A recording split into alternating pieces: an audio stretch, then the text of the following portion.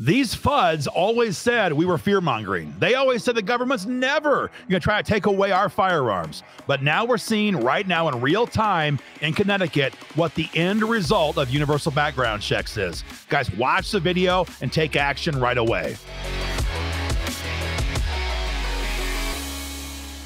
Guys, Aaron Dorr here with an update for gun owners on H.R. 715. This is Joe Biden's National Gun Owner Registry. He calls it universal background checks. And guys, there's been some people in the gun rights space over the last 10 or 15 years since I've been involved in the fight for gun rights who have always said that when we talk about universal background checks and how it's actually a national or a statewide gun registry, they always sit back, they take pot shots, and they say, oh, come on.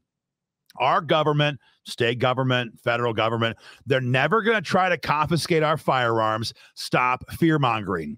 And if we push back, they say, you guys are just trying to raise money and get people scared. Now, I'm hoping that was, 10, 15 years ago. I'm hoping that these days in the fight for gun rights, everybody is very clear on what our enemy wants to do. Joe Biden is just the figurehead of the radical left and that entire radical left machine. They hate gun owners. They hate the Second Amendment, and their goal is to confiscate every single firearm we own. But they cannot do that unless they first have a list of who owns what type of firearms. That is what H.R. 715 is all about. It is Biden's National Gun Registry. Guys, this bill is not sponsored by a Democrat. It's sponsored by a Republican. In fact, it's sponsored by Brian Fitzpatrick from Pennsylvania, who is one of Kevin McCarthy's best friends in Washington, D.C. It already has over 200 co-sponsors and is rapidly picking up steam right now in the Congress. So whatever else you do, hit the link beneath this video and sign your petition against H.R. 715. Now, people ask me sometimes, Aaron, what's the point? I'm in a blue state. Why even bother? I'm in New York, or I'm in California. I'm in Maryland. Folks, here's the deal. Most of the time, these bills are going to come down to 6 or 7 votes. And a lot of times, it's the Republicans in blue states who will make or break these votes. So for heaven's sakes, yes, make your voice heard, sign your petition, and get involved in this fight. Now, in case there's any gun owners left who still doubt the end game of universal background checks, we're going to give you a case study in this video out of Connecticut. Because for those in the East Coast, you know this. For everybody else who doesn't know this, there is a tremendous number of gun owners in Connecticut. I have family out there. I've gone shooting there quite a bit in the past. And there's a huge two-way community in that state, and they're living through a hellacious time right now, in large part because their governor knows who has many types of different firearms in that state. So we're going to talk about what's going on out there. It is a warning. It is a bellwether cow to the rest of us. If what happens in Connecticut happens in Congress, our nation is in serious, serious trouble. So what is the deal with Connecticut? First of all, Connecticut passed an assault weapons ban in 1993. It was the third in America to do so. And that bill back then, I wasn't involved. I was in grade school back then. But that bill primarily dealt with AR-15s. And that bill had a grandfather clause. Many times, here's one of the little rabbit trail takeaways. Almost every time we see tyranny brought upon us in the form of gun control, it comes with a carrot. And the carrot is usually a grandfather clause. Connecticut had this in 1993. So, yes, we're going to ban the sale of future assault weapons, namely AR-15s. But if you have one right now, you can keep it if you get it registered with the state, so we know who has what firearms. That was their first law in 93. 2013, in the wake of the 2012 Sandy Hook school shooting situation, they expanded their assault weapons ban dramatically. They specifically named over 100 additional firearms that were off limits to people in Connecticut. But again, as was the case in 93, there was a grandfather clause. And in fact, Connecticut, up until this year, allowed you to transfer those assault weapons to other people in the state who also had a special permit from the government to possess a assault weapon. I'm going to keep air quoting. If I forget one time, you have to give me some slack. There was a grandfather clause, so you can keep it. You could sell it to people with a similar permit, give it to your family, or you can get it out of state. Those are your options with these AR-15s. But throughout the entire process, there was a universal gun registry in effect in Connecticut. And the government, over time, built up a massive list of every gun owner, almost every gun owner in the state. Now, fast forward to 2022, late last year, Governor Ned Lamont, that's a name you want to know. Governor Lamont hates gun owners and the Second Amendment more than Joe Biden by a considerable margin. He is the biggest fascist, statist, tyrannical pig, perhaps anywhere in America right now.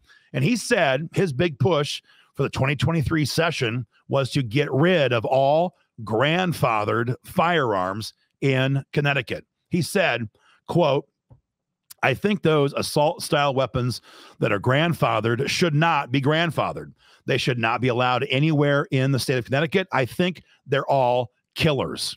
And so his push from his administration beginning before last session was to round up every single grandfathered AR-15 and over 100 different similar firearms in the state. How is he going to do it? Well, of course, the answer is the state has a universal background check system, and it specifically has been tracking assault weapons since 1993. So 81,000 gun owners in Connecticut who own an AR-15 or similar firearm are listed off in the government's database. And Governor Ned Lamont said his goal was to pass a law to send troopers house to 81,000 homes to confiscate these firearms.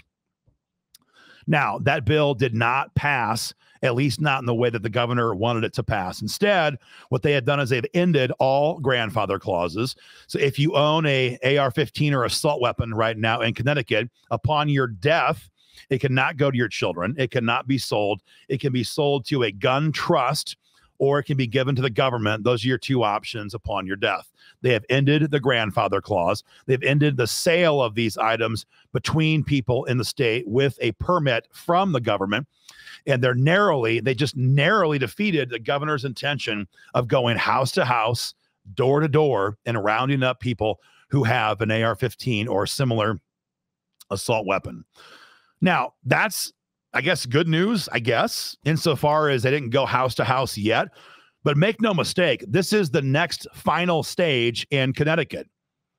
And the first time somebody in Connecticut has one of those grandfathered AR-15s stolen from them or used without their consent in some criminal action, God forbid a mass shooting, you can bet your bottom dollar that the next session, or they'll call an emergency session, and the governor will get his bill passed to round up all grandfathered AR-15s in Connecticut, and they're going to be able to do it because they have universal background checks. So any gun owner out there who tells you, oh, this is no threat, I don't know. I don't want to talk bad about gun owners, but either they're willfully naive or they are stupidly complicit. Because it is obvious now, our government is telling us every day now what their agenda is. Beto O'Rourke was saying on the debate stage, hell yes, we're going to come and grab your AR-15s. HR 715 is a necessary precursor to enable future gun confiscation. Everyone knows that. Everyone knows that. So again, right now, if you're in a blue state, the Republicans in your state congressional delegation can make or break this bill. You must sign your petition. If you're in a red state right now, this is a Republican-sponsored gun control bill. Again, GOP-sponsored gun control. And Brian Fitzpatrick, the sponsor, is going around working the entire conference, trying to flake off 2 or 3 Republican rhinos to support it. And if that happens, there's going to be a mad dash of weak-kneed rhinos who will support this bill with their co-sponsorship. So, guys, you must make your voice heard. If you're in a blue state, if you're in a red state, it doesn't matter. Stand up and make your voice heard. Some key takeaways as to what's happening right now in Connecticut. First one, to me, is very obvious. And that is that any limited assault weapons ban will only be expanded very quickly, very quickly. This is the radical left's classic MO. They'll pass a scaled back version of what they want. They'll tell gun owners, oh, it's okay. This does not apply to you. It applies to generations down the road. They'll wave the carrot at us. Any limited scope assault weapons ban, by definition, is designed to be expanded. We cannot accept any version of that. Number two, the same thing is true when it comes to universal background checks. This is a state or national gun registry. We all know this, and it's designed to be expanded.